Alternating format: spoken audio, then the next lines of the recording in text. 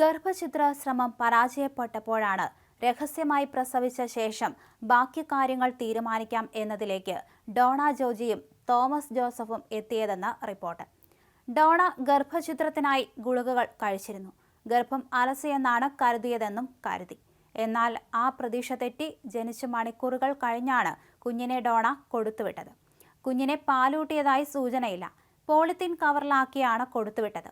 അപ്പോൾ ജീവൻ ഉണ്ടായിരുന്നുവെന്ന് ഡോണയും മൃതദേഹമായിരുന്നുവെന്ന് തോമസും മൊഴി നൽകി. ജനിച്ചപ്പോൾ കരഞ്ഞെന്നും പിന്നെ കരഞ്ഞില്ലെന്നുമാണ് ഡോണയുടെ മൊഴി.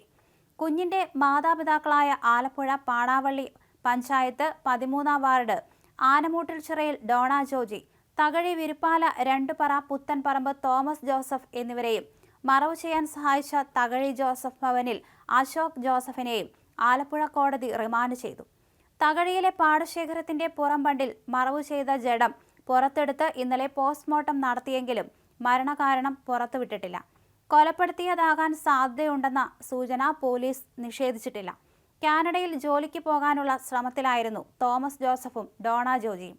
ഇതുമൂലമാണ് ഗർഭധാരണം മറച്ചുവെച്ചത് എന്നതിനും വ്യക്തതയില്ല. ഇരുവരുടെയും വിവാഹം വീട്ടുകാർ ഇടപെട്ട് നിശ്ചയിച്ചിരുന്നുവെന്നാണ് സൂചന. മാസം എത്തിയപ്പോഴാണ് പ്രസവിച്ചതെന്ന് മെഡിക്കൽ പരിശോധനയിൽ വ്യക്തമായി. കഴിഞ്ഞ 7-ന് രാത്രി 1:30-ഓടെയാണ് ഡോണ പ്രസവിച്ചത്. 8-ന് രാത്രിയോടെയാണ് കുഞ്ഞിനെ തോമസിന് കൈമാറിയത്. കൊച്ചിയിലെ ആശുപത്രിയിൽ ഡോണയെ പരിശോധിച്ച ഡോക്ടർമാർ പറയുമ്പോഴാണ് പ്രസവം നടന്ന കാര്യം വീട്ടുകാർ അറിയുന്നത്. ഞായറാഴ്ച ഡോണയുടെ വീട്ടിലെത്തി ഫോറൻസിക് വിരലടയാള വിദഗ്ധർ പരിശോധന നടത്തിയിരുന്നു. പ്രസവം നടന്ന മുറി വൃത്തിയാക്കിയിരുന്നുവെങ്കിലും തെളിവുകൾ കിട്ടി. ഇതിന്റെ ഫലവും വരാനുണ്ട്.